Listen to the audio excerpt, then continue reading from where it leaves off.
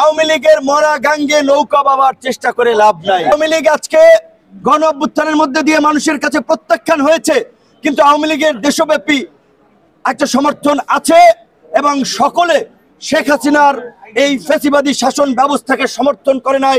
পরিস্থিতির কারণে হয়তো দল করেছে, কিন্তু এলাকায় মানুষের উপরে কোনো ধরনের জুলুম নির্যাতন চালায় নাই।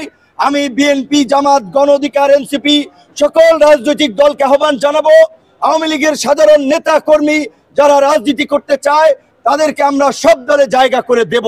আওয়ামী লীগের ভাই বোনদের উদ্দেশ্যে একটা কথা বলতে চাই, ওই বিদেশে আরামায়েশে হাজার কোটি টাকা নিয়ে পলাতক থেকে যারা আপনাদেরকে এখানে ককটেল মারার স্পন্সর করছে, যারা রেল লাইনে নাশকতা করার স্পন্সর করছে, তাদের কথায় রাস্তায় নেমে নিজেদের জীবনে অন্ধকার ডেকে আনবেন না।